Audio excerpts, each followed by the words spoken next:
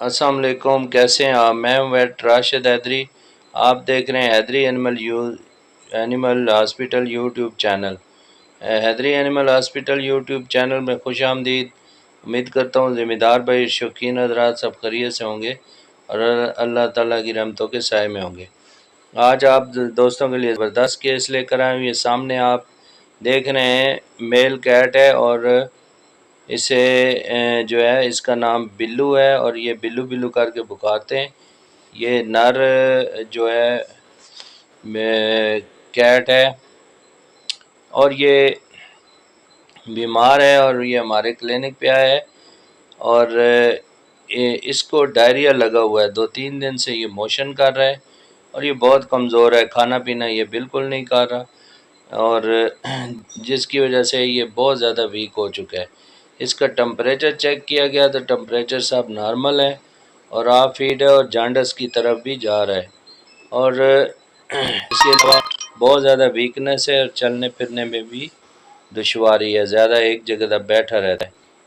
تو یہ پیچس انتہائی خطرناک ہے، یہ چونکہ بڑے اس نازک سے جو ہے جانور ہوتے ہیں اور ان میں اگر یہ ڈائریا کی شکایت ہو جائے تو یہ بہت جلدی جو ہے وہ بہت زیادہ جو ہے ایمرجنسی میں چلے جاتے ہیں اور بہت زیادہ بیمار ہو جاتے ہیں۔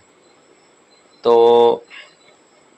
ناظرین، ڈائریا کی یعنی پیچس کی کئی وجوہات ہیں۔ اچانک خوراک میں تبدیلی سے بھی پیچس لگ جاتے ہیں اور پیٹ اور آنتوں میں جو کیڑے ہوتے ہیں اندرونی کرم ان کی وجہ سے بھی جانور کو پیچس وغیرہ لگ جاتے ہیں۔ اس کے علاوہ گندی خوراک دینا، باسی خوراک دینا بھی پیچس اور ڈائریا کی ایک وجہ ہے۔ اس کے علاوہ وائرل ڈیزیز اور بیکٹیریل ڈیزیز بھی حملہ آور ہوتی ہیں تو ان کی وجہ سے بھی جانور کو ڈائریا لگ سکتا ہے۔ تو ڈائریا جب لگ جائے اس دوران اپنے جو جانور کو دودھ اور ایسی خوراک جو ٹھوس غذا بالکل نہیں دینی ہے۔ جیسے انسانوں کو پیچس لگتے ہیں تو وہ کھچڑی اور دہی اور اسبگول کا چھلکا لیتا ہے، تو اسی طرح ان کو آپ چاول ابال کے اس کا پانی دے سکتی ہیں۔ اس کے علاوہ اس میں دہی اور اسبگول کا چھلکا بھی مکس کر کے تھوڑا تھوڑا دیا جا سکتا ہے، پلایا جا سکتا ہے۔ اس کے علاوہ اس کو جو یخنی ہے، چکن سوپ وہ بھی دے سکتے ہیں، سمپل پلین دے کر، یا گوشت بازار سے لے کے اس کا سوپ بنا کے بھی آپ لوگ دے سکتے ہیں۔ دوران پیچس دودھ اور روزمرہ کی جو خوراک بالکل بھی نہیں دینی چاہیے۔ جب جانور آہستہ آہستہ اپنی پرانی روٹین میں آ جائے تو خوراک بھی پرانی روٹین میں دے دینی چاہیے۔ تو ڈائریا کے دوران مینجمنٹ ہوتی ہے کہ اچھے ڈاکٹر جو ہے وہ اچھی مینجمنٹ کریں، دوائی بھی فلوئڈ وغیرہ بھی دیا جاتا ہے اور اس کے علاوہ ان کے انجیکشن ایز سمٹمز اور بیماری کے مطابق لگائے جاتے ہیں۔ اس کے علاوہ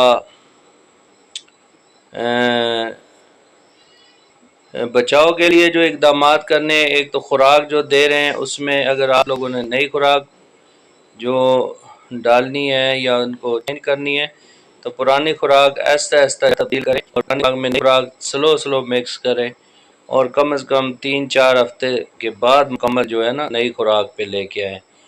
اس کے علاوہ ان کی ویکسینیشن وقت پر کریں اور پیٹ کے کیڑوں کی دوائی وقت ہر 3 ماہ بعد پلائیں ڈاکٹر کے مشورے سے۔ اس کے علاوہ یہ ہے کہ ماحول بھی بہتر کریں۔ امید ہے ناظرین آپ سمجھ چکے ہوں گے